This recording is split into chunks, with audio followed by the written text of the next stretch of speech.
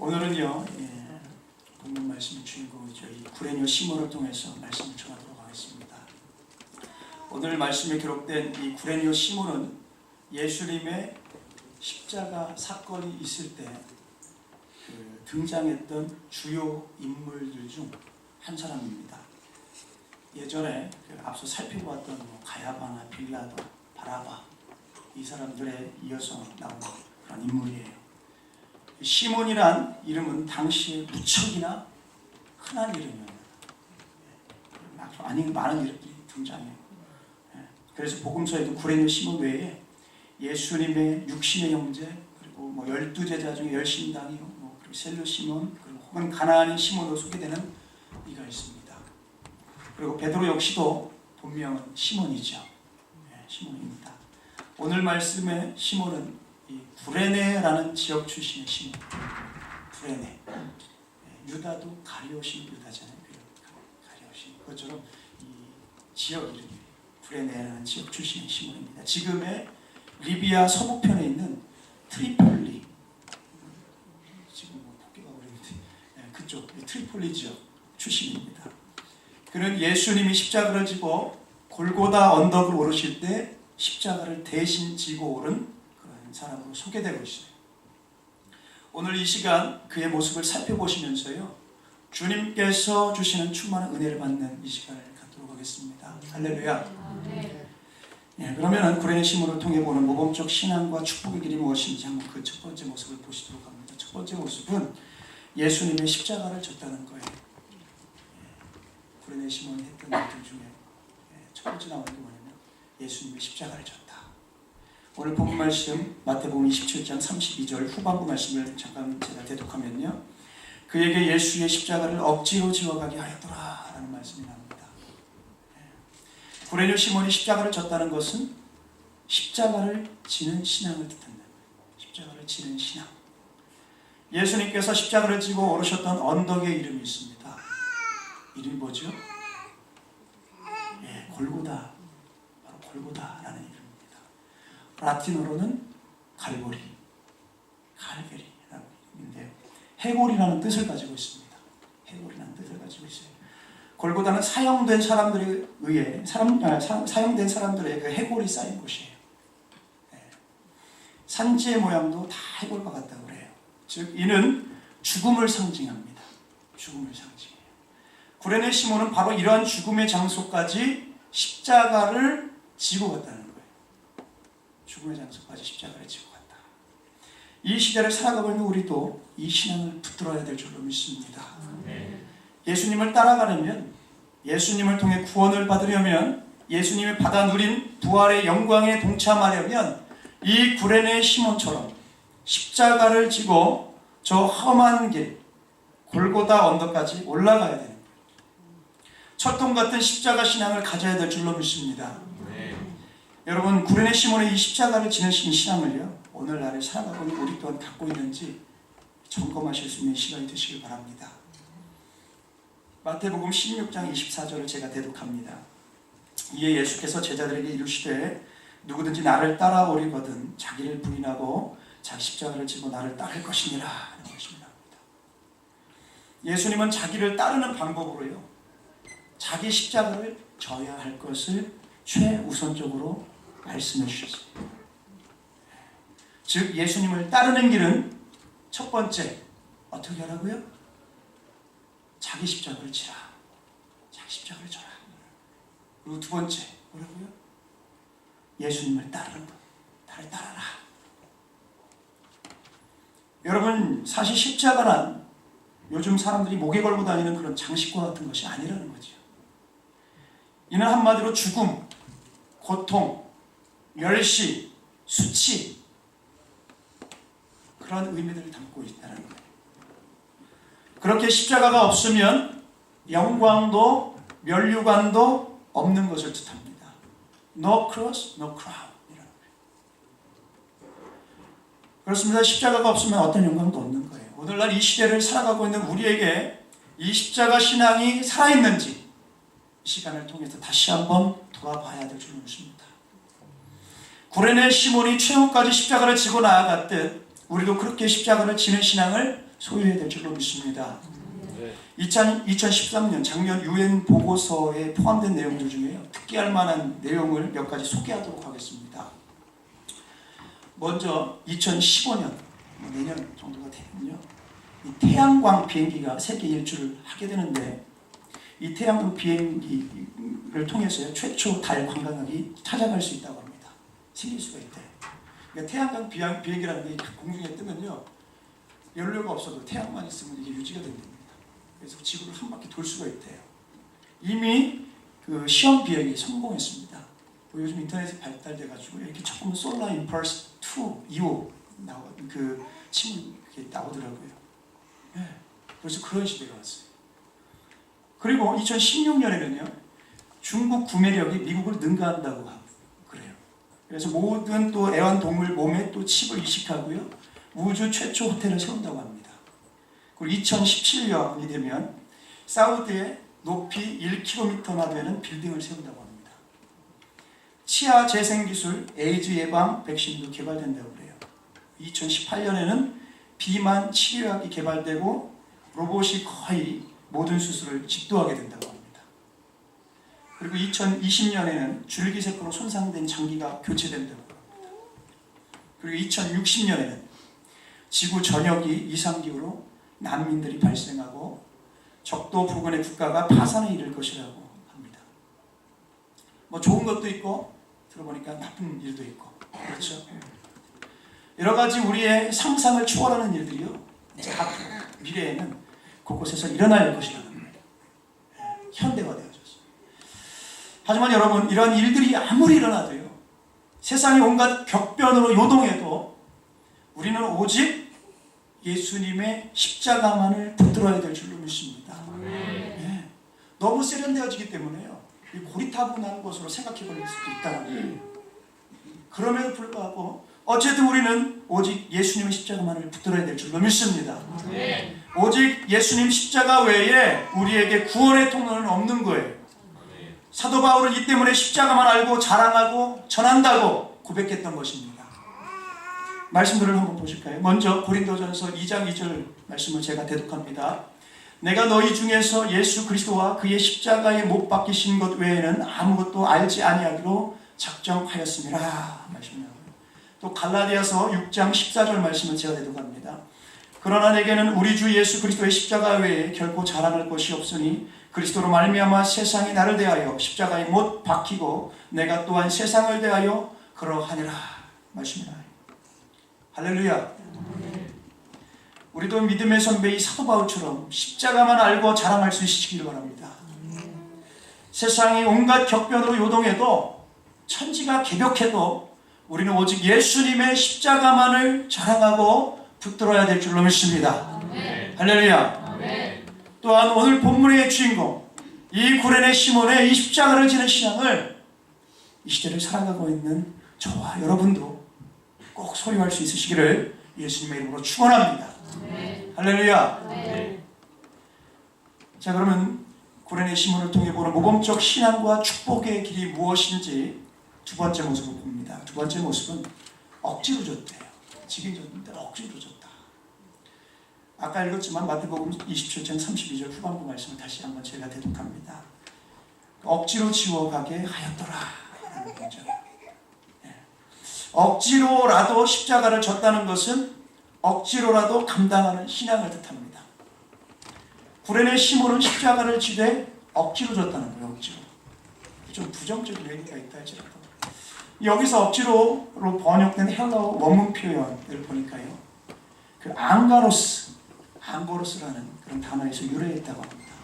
이는 왕의 사신이 왕의 특명을 수행하는 의미를 지닌다는 거예요. 왕의 사신이 왕의 특명을 수행하는 의미를 지닌다. 왕의 사신이 왕명을 받았을 때 그에게는 선택권이 없잖아요. 그렇죠? 원치 않아도 그 일을 해야 하는 것입니다. 하지만 궁극적으로 그 일은 존귀한 것이죠. 아무나 왕명을 받들지는 않기 때문이에요. 아무나 왕명을 받들지는 않기 때문입니다. 그가 충성스럽게 여겨져서 그가 축복된 사람이어서 그런 왕명을 받을 수 있는 거라는 거예요. 구레네 시몬도 그랬다는 거예요. 십자가를 지고 골고다로 오르는 것은 고통스러운 일입니다. 이는 분명 본성에 거슬리는 일이었다는 거예요. 그 구레네 시몬 그 자체 이 본성에 거슬리는 일이었다. 하지만 이것은 구레네 시몬만의 입장이 아니라는 거죠. 이 시대를 살아가고 있는 우리들의 나의 입장이기도 한 것입니다.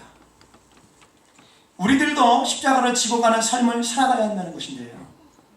하지만 누가 이를 원하겠냐는 거예요. 누가 이를 원하겠는가?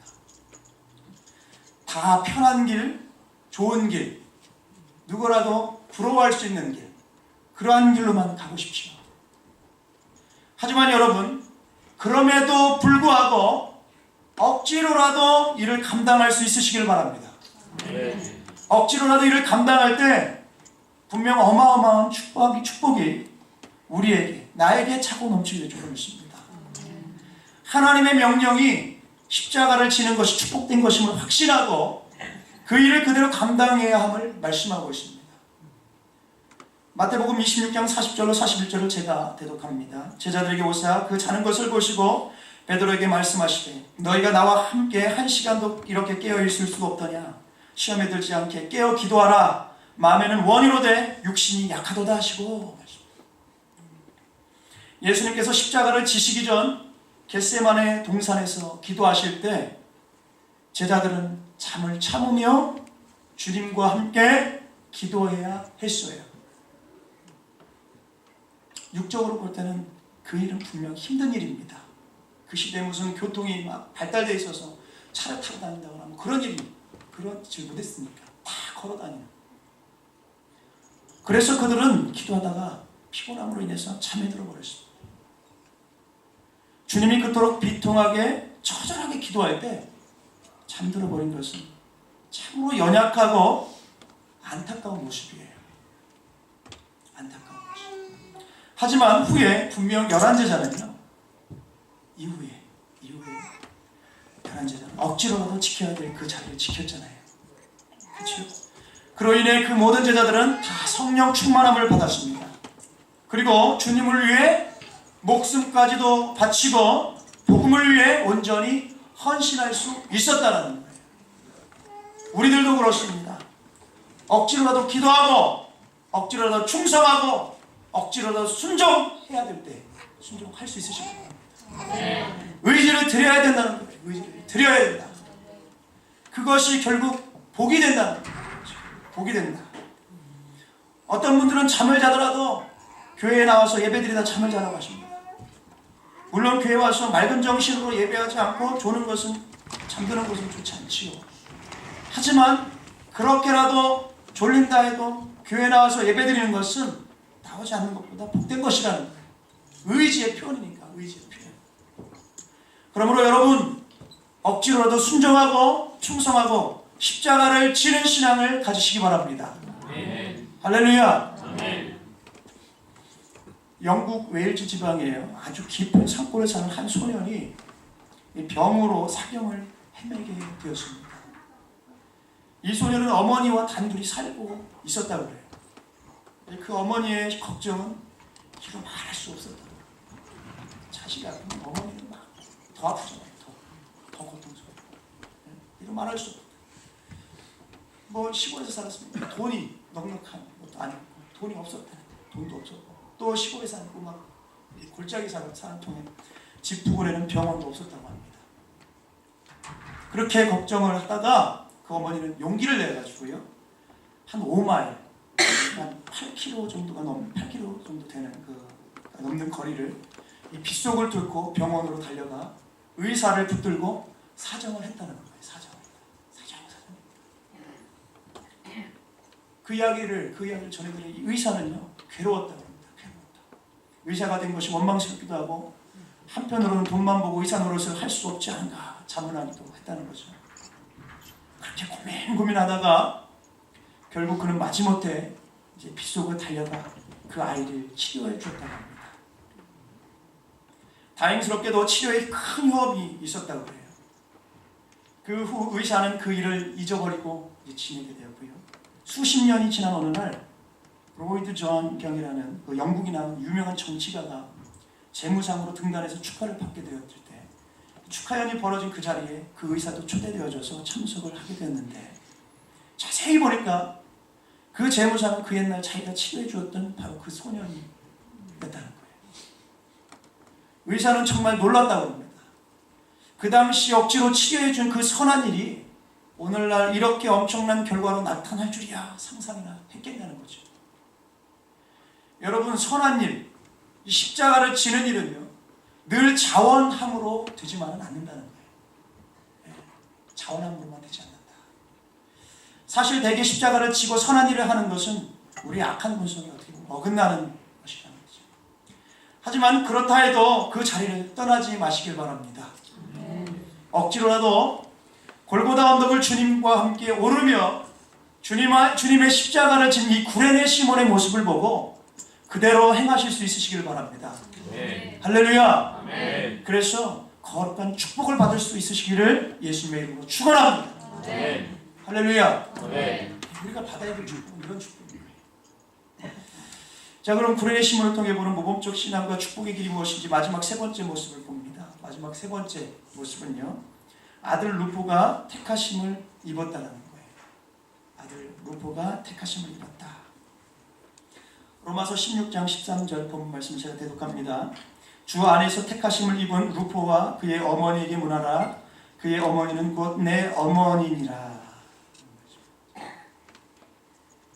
아들 루포가 택하심을 입었다는 것은요, 자녀가 축복받았음을 뜻합니다. 자녀가 축복받았음을 뜻해요. 십자가를 지고 힘들지라도 억지로도 주님을 붙들면 본인은 말할 것도 없거니와 그의 자녀가 큰 축복을 받게 된다는 거예요. 여기서 택하심이란 표현이 나오는데요, 이를 주석가 벵겔은 탁월한 인물이라고 해석하고 있습니다. 탁월한 인물. 그리고 이상근 박사는요, 그를 가리켜서 저명한 인사라고 해석했습니다. 신앙적으로 말할 것도 없거니와 인격적으로도 탁월한 자리에서 하게 되고요, 교회적으로도 유력하며 성경에서 그 이름을 기록할 만큼 위대한 인물이 된다는 거예요. 교회 역사가들은 루포에 대해서요, 당시 로마 교회에서 매우 선하고 복된 영향력을 끼치는 인물로 봅니다. 아울러 루포란 이름은 본래 노예 이름이었다고 합니다. 노예 이름이었다고 하는데, 이를 감안하면 구레네 시몬이 억지로라도 십자가를 짐으로 노예와 같던 루포가 큰 인물이 된 것임을 알 수 있다는 거죠. 여러분, 예수님을 위해, 하나님의 역사를 위해 십자가를 지는 이들을 보시기 원합니다. 우리 하나님이 무엇이 아깝겠습니까? 우리 하나님은 다 주시고자 하신다는 거예요. 다 주시고자 하신다. 만물 가운데 온전한 축복을 베푸시는 분이시라는 거예요. 그렇게 억지로라도 하나님의 일을 행하고 십자가를 지고 거룩한 길을 가야 된다는 거예요. 거룩한 길을 가야 된다. 여러분, 자녀의 문제는요, 곧 어떤 박사들이 나와서 하는 거 보니까 부모님들의 문제라고. 부모님들에게 1차 책임이 있다는 겁니다. 부모님들이 그런 신앙생활을 하면 자녀는 바로 서지 못한다는 거예요. 자녀를 위해서라면 악한 자라도 선한 삶을 살고자 합니다. 자녀를 위해서라면. 그렇죠. 하물며 우리 성도님들에게 있다는 거죠. 억지로라도 바른 신앙생활을 위해 힘써야 될 줄로 믿습니다. 네. 억지로라도 충성하고 억지로라도 헌신해야 되는 것이죠. 그렇게 하는 이들에게 우리 하나님이 무엇을 아끼시겠냐는 거예요. 반드시 우리 자녀들로 축복을 받게 하실 줄로 믿습니다. 네. 열왕기상 4장 34절 말씀을 보면요, 사람들이 솔로몬의 지혜를 들으러 왔으니 이는 그의 지혜의 소문을 들은 천하 모든 왕들이 보낸 자들이더라 라는 것입니다. 솔로몬을 보세요. 솔로몬. 그는 지혜도 그냥 지혜가 아니라요, 최고 지혜의 축복을 받았다는 거예요. 최고 지혜의 축복을 받았다. 예전에 한 신문사에서 이런 기사를 쓴 적이 있습니다. 어떤 기사냐면 솔로몬의 재산과 이 빌 게이츠의 재산을 비교한 기사였는데, 솔로몬의 재산과 빌 게이츠의 재산을 비교했더니 빌 게이츠의 그 재산, 빌 게이츠가 솔로몬에 비해서 이 10분의 1도 안 되었다고요. 10분의 1도 안 되었다. 그만큼 최고의 부를 얻었다는 거죠. 최고의 부를 얻었다.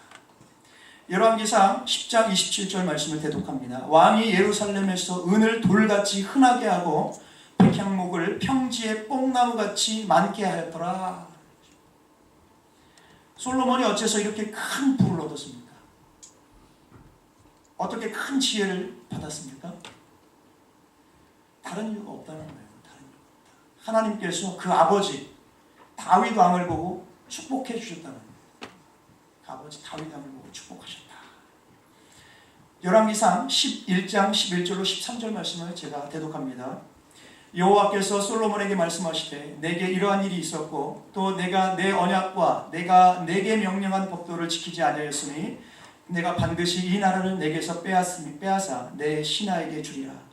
그러나 내 아버지 다윗을 위하여 내 세대에는 이 일을 행하지 아니하고 내 아들의 손에서 빼앗으려니와 오직 내가 이 나라를 다 빼앗지 아니하고 내 종 다윗과 내가 택한 예루살렘을 위하여 한 지파를 내 아들에게 주리라 하셨더라. 이런 말씀이 어디 있었지? 있었습니다. 열왕기상 11장 11절로 13절 말씀. 심지어 솔로몬이 죄를 저질러 온갖 악을 행하였지만 하나님은 내 아버지 다윗을 위하여 내 세대에는 이 일을 행하지 아니하겠다 하고 있어요. 즉 아버지 다윗 때문에 솔로몬의 나라가 보존된 거예요. 솔로몬의 나라가 보존되었다. 이처럼 하나님을 위해 사는 이들은 그 자녀들이 복을 받게 됐다는 거예요. 할렐루야. 네.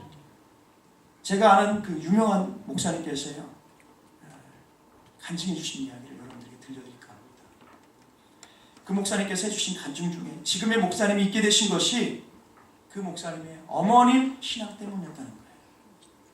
그 목사님의 어머님께서는 믿음의 가문에서 자라오시다가 이 불신 가정에 시집을 가셨더랍니다. 그로 인해서 온갖 핍박을 당하셨다는 것입니다. 하지만 그 와중에도 신앙을 지키고 교회를 지키셨다는 거예요. 그러다 신학교도 다니시고 그 지역에 있는 교회 전도사님 사역까지도 하셨다고 하시더라고요.